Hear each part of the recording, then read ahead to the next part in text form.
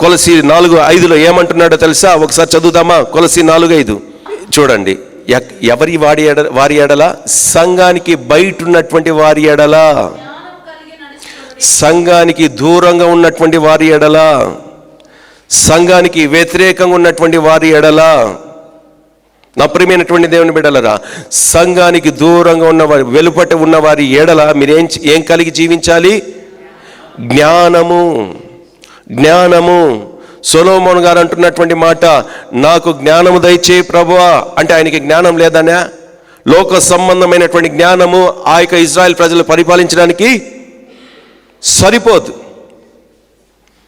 అందుకనే పరలోకమైనటువంటి జ్ఞానం వేడుకుంటున్నాడు. నా ప్రియమైనటువంటి దేవుని సంఘంలో ఉన్నటువంటి బిడ్డలారా, ఇక్కడ కూడా రాయబడుతున్నటువంటి మాట, సంఘంలో వెలుపట ఉన్నటువంటి వారికి మీరు దూరంగా ఉండి, మీరు వేరయ్యి ఉండి, జ్ఞానము కలిగి వివేచన కలిగి మీరు ఏం చేయాలి? బ్రతుకుతూ రావాలి. హల్లెలూయా, హల్లెలూయా. ఇక్కడ రాస్తున్నటువంటి మాట, పేతురు భక్తుడికి తిరిగి మనం వాక్యంలోకి వద్దాం. పేతురు గారు అంటున్నటువంటి మాట, అపోస్తలుల బోధయందును సహవాసమందును అంటే లోకానికి మీరు దూరమై మీరు ఎక్కడ చేర్చబడినటువంటి వారు?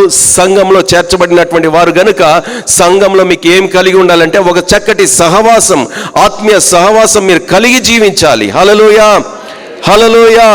మన సహవాసం సంఘానికి వస్తూ కూడా మన సహవాసాలు ఎక్కడుంటాయో తెలుసా? లోక సంబంధమైనటువంటి సహవాసాలు కలిగి బ్రతుకుతూ ఉంటాం.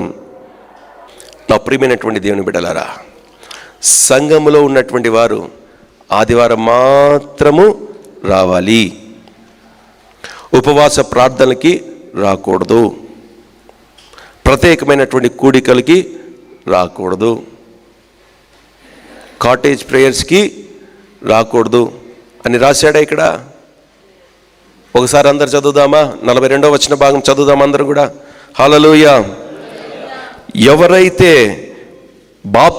రక్షింపబడి బాప్తీసం పొంది సంఘంలోనికి చేర్చబడ్డారో వారి గురించి రాయబడినటువంటి మాట, మీరు ఏ రీతిగా బ్రతకాలి అంటే గన సంఘంలోకి వచ్చేటటువంటి ప్రతి వారు కూడా వీరు అపోస్తలుల బోధయందును సహవాసమందును రొట్టె విరుచుట యందును ప్రార్థన చేయుట యందును ఎడతెగకయుండిరి. హల్లెలూయా, హల్లెలూయా, హల్లెలూయా. ఆ రోజున పేతురు గారి యొక్క బోధన అంగీకరించినటువంటి ప్రతి వారు కూడా ఎడతెగకుండా చేసేటటువంటి కార్యాలు ఏంటంటివో తెలుసా? చెప్దాం ఒకసారి. ఎడతెగకుండా చేసేటటువంటి కార్యాలు, మొదటిది అపోస్తలుల బోధ, రెండవది సహవాసం, మూడవది రొట్టె విరుచుట, నాలుగవది ప్రార్థన యందు. ఏ రీతిగా? ఆదివారం ఒక్కరోజు వస్తే సరిపోతుంది సంఘంలోనికి? ఎడతెగకుండా సమయం దొరికినప్పుడల్లా మీరు ఏం చేయాలంటే దేవుని పాదాల చెంత మీరు ఏం చేయాలా? ప్రార్థన చేస్తూ దేవుని దగ్గర పాదాల చెంత మీరు గడుపుతూ రావాలి. హల్లెలూయా, హల్లెలూయా. నా ప్రియమైనటువంటి దైవ జనాంగమా, ఈరోజు దేవుని యొక్క వాక్యం వింటున్నటువంటి మీరు ఈ వాక్య ప్రకారంగా మీ యొక్క జీవితాలలో ఎంత సమయాన్ని, దేవుని దగ్గర ఎంత సమయాన్ని మీరు వెచ్చిస్తున్నారు? ఎడతెగకుండా ఉంటున్నారా? లేక అపోస్తలుల బోధయందు మీరు ఎడతెగకుండా ఉంటున్నారా? సహవాసమందు కలుసుకుంటూ ఉన్నారా? లేదే. నా ప్రియమైనటువంటి దేవుని యొక్క సంగమా, అదే రీతిగా రొట్టె విరుచుట యందు ప్రభు బల దినం మాత్రము, ప్రభు బల రోజు మాత్రం మీరు ఏం చేస్తారు? దాంట్లో కూడా కొంతమంది బోనస్ ఇస్తూ అంటారు. సేవకునికి బోనస్ ఇస్తూ అంటారు.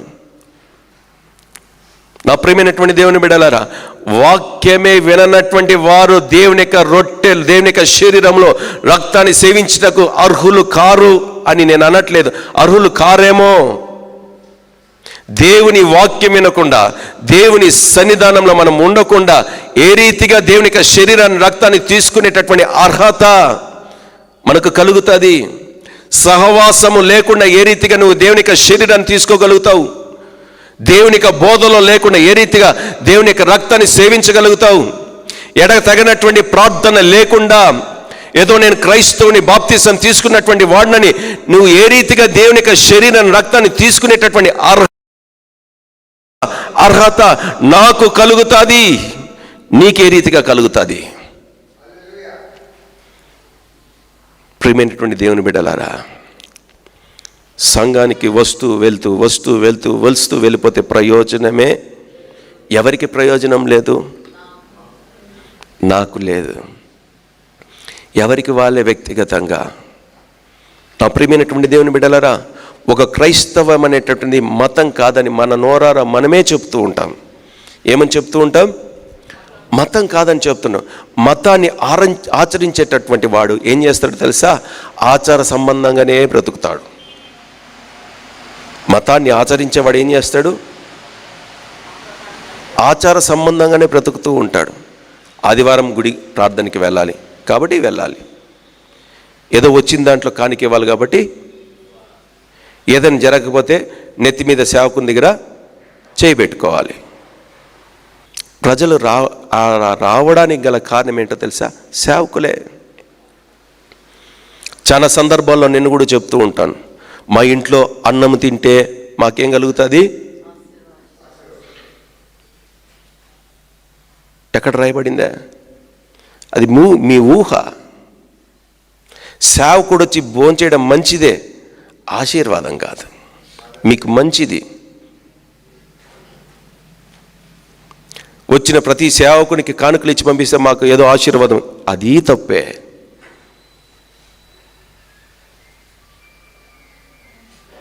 ప్రియమైనటువంటి దేవుని బిడ్డలారా, నన్ను వ్యతిరేకంగా ఆలోచించొద్దండి.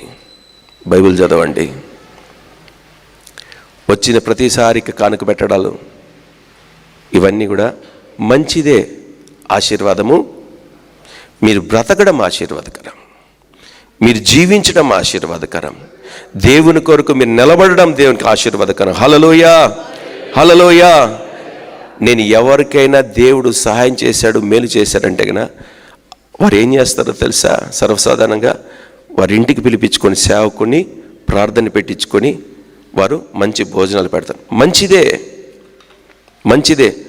అయితే మీరు కృతజ్ఞత దేవునికి ఏ రీతిగా మీరు చెప్పుకోవాలంటే కనుక, నా మనసుకి దేవుడు ఇచ్చినటువంటి ఆలోచన, ప్రతి వారికి చెప్పేటటువంటి మాట, మీరు కనీసం ఒక పూటైన ఉపవాసం ఉండి దేవుని కృతజ్ఞతాస్తుతులు చెల్లించు.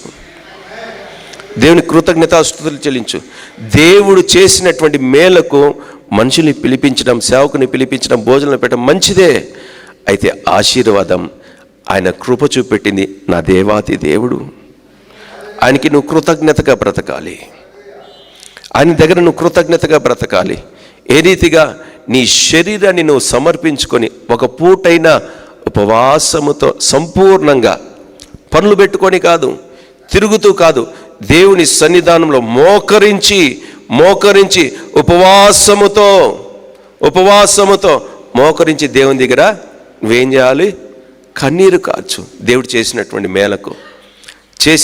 మేలకు కన్నీరు కార్చు సంతోషంగా. అదే ప్రకారంగా రెండో కార్యం కూడా నువ్వు చేయాలి. నువ్వు కృతజ్ఞతగా, దేవా నా ముందు ఇంకా ఎంతో కాలం ఉందయ్యా, మీరు ఉంచినటువంటి కాలం, ఆ కాలంలో కూడా ఇటువంటి కార్యాలన్నిటిని బట్టి మీకు స్తోత్రం అయ్యా అని ముందుగానే కృతజ్ఞతాస్తుతులు చెల్లిస్తురా. హల్లెలూయా, హల్లెలూయా. నా ప్రియమైనటువంటి దేవుని బిడ్డలారా, నీకేదో 10 లక్షలు వచ్చేసిందండి, 1 లక్ష సేవకునికి ఇచ్చేసి గమనే ఉండిపోతే ప్రయోజనం లేదు. నా ప్రియమైనటువంటి దేవుని బిడ్డల, నిన్ను నువ్వు సమర్పించుకొని కృతజ్ఞత ఎవరికి చెల్లించాలంటే యేసయ్య దగ్గర చెల్లించుకోవాలి. యేసుక్రీస్తు ప్రభువు నిన్ను నువ్వు సమర్పించుకోవాలి. హల్లెలూయా. పేతురు గారు అంటున్నటువంటి మాట ఏమంటున్నాడంటే కనుక, నువ్వు రక్షింపబడాలి, బాప్తిసం పొందుకోవాలి, ఎడతెగకుండా నువ్వు సంఘంలో చేర్చబడినటువంటి వాడవైతే, దేవుని మందిరంలో నువ్వు వచ్చినటువంటి వాడవైతే, నువ్వు చేయవలసినటువంటి కార్యాలు ఉన్నాయ్యా, మీరు చేయవలసినటువంటి కార్యాలు ఉన్నాయి. అది ఏదంటే కనుక బోధ మీలో ఉండాలి. అది ఏ బోధ ఉండాలంటే అపోస్తలుల బోధ.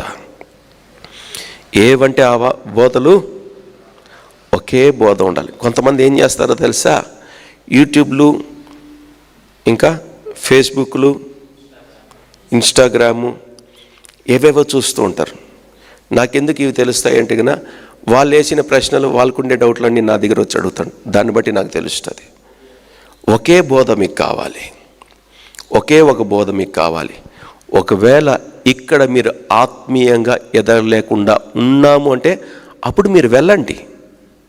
అప్పుడు మీరు లేదు మాకు ఆత్మీయంగా బాగుందంటే మళ్ళీ వేరే ఆహారం ఎందుకు, మీకు వేరే ఆహారం ఎందుకు అందండి? ఒకవేళ ఒక చోట మీరు బిర్యానీ తిన్నారనుకోండి, ఒక చోట మీరు బిర్యానీ తిన్నారనుకోండి ఫుల్గా, మళ్ళీ ఇంకో స్థలం పోయి ఎవరైనా పెడితే తింటారా? మరి ఆత్మీయంగా కూడా అదే కదా, మీ ఆత్మీయ జీవితంలో కూడా అదే కదా. ఒక బోధ మీకు అవసరం. ఒకే దేవుడు, ఒకే బైబిల్, ఒకే బోధ. హల్లెలూయా.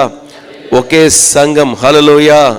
నా ప్రియమైనటువంటి దేవుని బిడ్డలారా, ఆనాడు కూడా క్రీస్తు ప్రభుల వారు ఒక్కరే.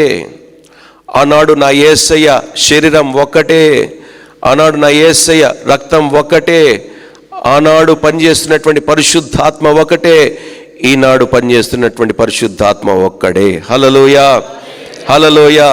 నా ప్రియమైనటువంటి సంగమా, ఆనాడు పనిచేసినటువంటి దేవుడు ఈరోజు కూడా పనిచేస్తూ ఉన్నాడు. ఒక్కడే ఆయన. నా ప్రియమైనటువంటి దేవుని యొక్క సంగమా, ఒకే బోధ మీద నడిపింపబడుతూ రావాలి. ఒకే బోధ మీద మీరు నడిపింపబడుతూ రావాలి. ఒకవేళ మీకు ఆత్మీయంగా లేక ఎక్కడైనా మీకు దొరుకుతుంది అంటే కనుక మేము బలపరచబడితే ధారాళంగా వెళ్ళచ్చు. పరలోకానికి ఇమ్మానుయేల్ చర్చ్ తీసుకొని పోదు. మీరు జీవించేటటువంటి జీవితాన్ని బట్టే, దేవుని దగ్గర మీరు సమర్పించుకునేటువంటి సమర్పణ బట్టే, మీరు ఎదిగేటటువంటి ఎదుగుదలను బట్టే ఏ రీతిగా ఎదగగలము. రక్షింపబడినటువంటి నీవు, బాప్తీసం పొందినటువంటి నీవు బోధ యందును, సహవాసమందును, రొట్టె విరుచుట యందును, ప్రార్థన యందు ఏం కలిగి ఉండాలంట? మనకి తెగనటువంటి సహవాసం ఉందా? ఎడతెగనటువంటి బోధ మనం వింటున్నామా? ఎడతెగనటువంటి శరీరాన్ని, రక్తాన్ని సేవిస్తున్నామా? ఎడతెగనటువంటి ప్రార్థన జీవితం మనం కలిగి ఉంటున్నామా? ఇది సంఘంలో కావాలని పేతురు గారు అంటున్నారు. ఈ సంఘంలో ఉండాలని పేతురు గారు అంటున్నాడు. హల్లెలూయా. హల్లెలూయా.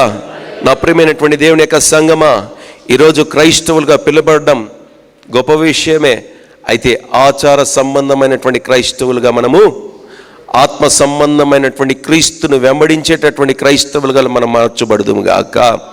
హల్లెలూయా. హల్లెలూయా.